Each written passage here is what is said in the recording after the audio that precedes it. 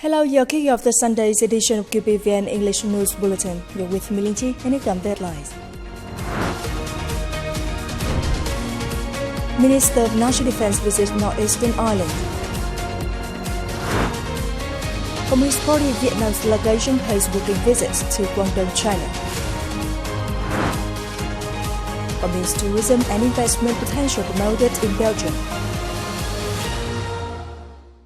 On June the 15th, General Phan Van Gia, Minister of National Defense, led a delegation to visit and inspect BELGIUM Island district in Hải Phòng City and Trần Island in Cô Tô district, Quảng Ninh province. BELGIUM Island, the farthest offshore island in the Gulf of Tonkin, is about 130 kilometers from the mainland. Despite its more natural land area, the island has strategic significance in terms of defense, security, and marine economic development. Over the past 30 years, the island's authorities, armed forces, and residents have successfully combined economic development with strengthening defense security, progressively advancing in various fields, thereby asserting its role as a vital outpost in the southeastern waters of the country. General Zhang commanded the armed forces on BELGIUM Island for maintaining strict combat readiness and for the close cooperation between the island's authorities and residents in upholding the defense posture. The island has successfully ensured political security, social order and safety, and further protected the nation's maritime sovereignty.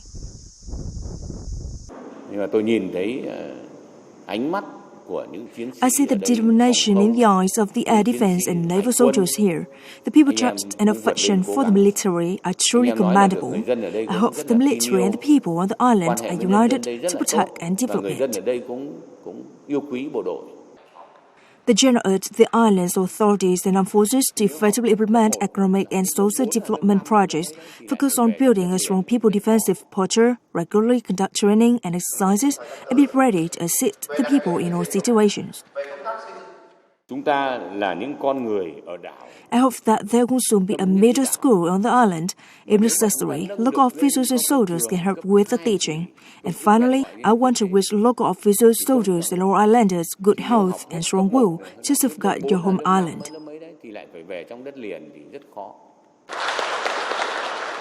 Later today, General Zhang and the delegation visited Trần Island in Cô Tô district, Quảng Ninh province.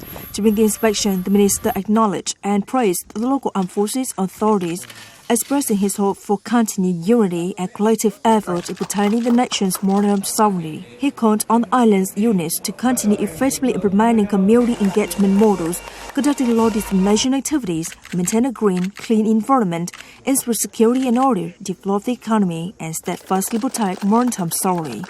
Additionally, they must combat and prevent illegal, unreported, and unregulated fishing as per European Commission regulations. On May the 15th, the Transportation Department under the General Logistics Department held a ceremony to receive the second-class Fatherland Protection Medal and celebrate the 75th founding anniversary, June the 18th, 1949-2024. Senior Lieutenant General Vũ Hải Sản, Deputy Defense Minister, attended the event. To meet the requirements of logistics supplies, the National Resistance War Against the French Colonialists, on June 18, 1949, President Ho Chi Minh signed a decree establishing 12 departments under the Ministry of National Defense, including the Department of Transportation.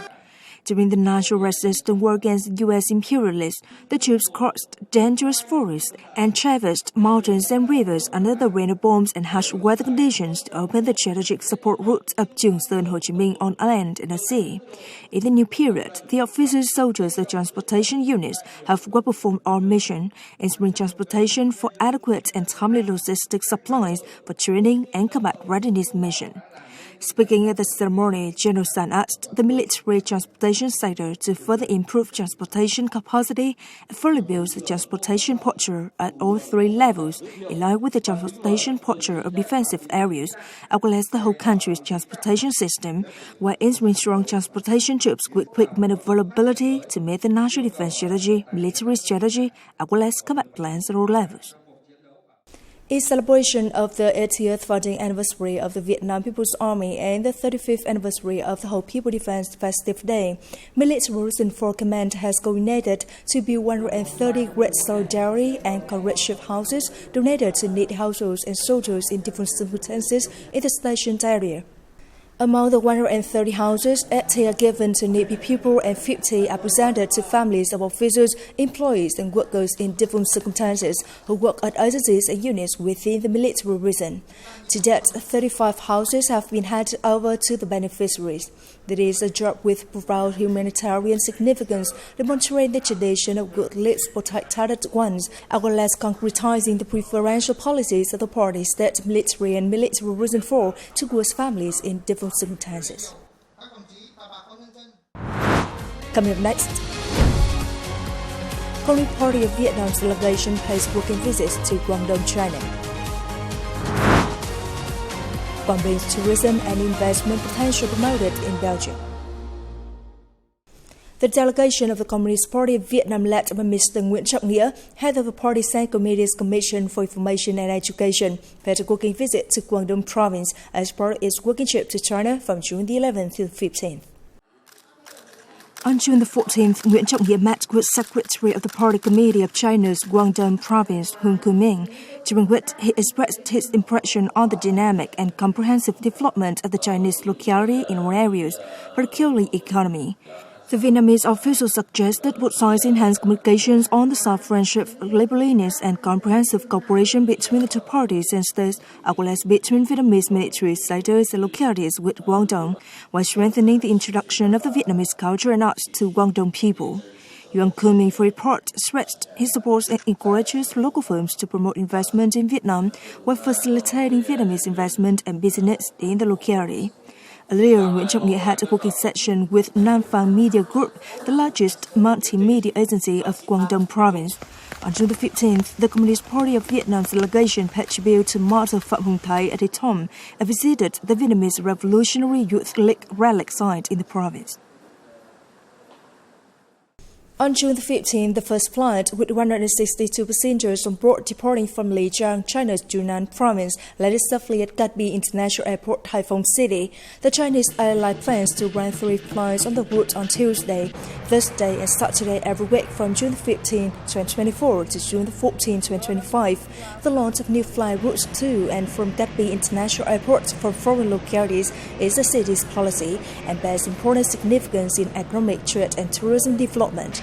The Haiphong-Lijiang flight route not only contributes to promoting the development of the two localities, enhancing exchange of understanding, but also meets the trade exchange need in the two sides, along with travel needs of Lijiang city residents and Chinese investors. Recently in Brussels, Quang Tourism Department, the Vietnamese Embassy in Belgium and the Flemish Government Agency visit Flanders co-organized a forum, Quang Hidden Beauty and Attractive Investment Opportunities, attracting the participation of local tourism agencies, potential investors and travel fans. At the event, Chairman of the Province People's Committee Chen Thang introduced the locality's tourism and environmental conservation features. He stressed that the locality has beautiful scenery and a rich tourism system, especially cave and sea tours. The representative of Visit Flanders shared his view on Vietnam tourism in general and the great potential of Quang Binh in particular, along with his impression of the province's efforts to conserve nature and develop responsible tourism. Also, at the event, visitors had the opportunity to experience virtual reality technology, directly setting foot on famous landscapes of Quang Binh. In addition, Quang Binh tourism businesses also had the chance to meet and discuss directly with Belgian investors, opening up new potential for cooperation in tourism and other economic sectors.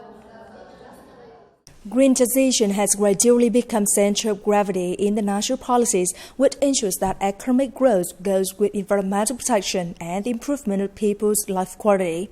In the context of the world's efforts to minimize negative impacts on the environment, Vietnam is not out of the picture. The country has taken decisive steps to transform its development model. Viet Sugar is among pioneering businesses in this field. In an effort to create a green future and spread the love for nature and people to the community, Viet Sugar has successfully changed the community's awareness about waste under the motto, Think differently about waste. According to the Ministry of Natural Resources and Environment, Vietnam is facing about 28.5 million tons of household waste and 8 million tons of industrial waste generated each year. which is both challenge and an opportunity for many businesses in the process of green transition in the realization of the net zero commitment by 2050.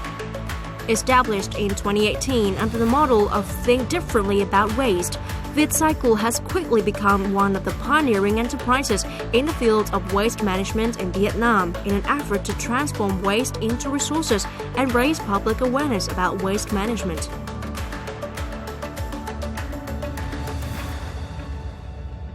With the model Think Differently About Trash, we want the community to change their mind about scrap collectors who have played an important role in environmental protection in the recent decades. It is also needed to think differently about waste too. Waste is defined as a resource that must be utilized to generate into useful products, which helps both reduce carbon emissions and retain valuable resources for the country. Under the circular economy model, the company has built the Sagnet ecosystem, bringing together 300 organizations and businesses and tens of thousands of scrap collectors across the country. In the Sagnet ecosystem, VietCycle acts as a bridge connecting waste treatment points, scrap collectors, and recycling factories, targeting more than 500,000 tons of waste recycled every year. This ecosystem gathers thousands of scrap collectors and hundreds of recycling factories across the country. We together work to implement new policies with the view to joining hands with the government in environmental protection and implementation of extended producer responsibility. Through the Sagnet system, the company has provided vocational training to help improve the material and spiritual lives of scrap collectors who can be seen as green warriors in protecting the environment, making them proud of their career. The company has supported us, which makes us feel happy and valued. Every month, we're presented with shampoos, dishwashing detergent, and fish sauce, which is helpful to us. We find that collecting scrap is so useful, making the environment greener and cleaner. Towards the building of a green circular economy in waste management in Vietnam, in addition to connecting scrap collectors to the company's network, VietCycle has been urgently implementing investment plans, accelerating technology transfer, and boosting collaboration with domestic and foreign partners to realize this goal. Together with VietCycle, we would like to invest into recycling infrastructure so that all the material that can be recovered actually makes it to the highest possible qualities, and that it can really become circular and not a downcycling like it's oftenly the case. I hope we can jointly work on these infrastructure projects as much as on the recovery side, and that we really give new life to the plastics that we collect. After a cycle, plastic has now revived fertility, contributing to protecting the environment and serving the sustainable development in Vietnam. It's the end of the English News Bulletin today. You can watch the news again at QPVN.vn. Goodbye and see you next time.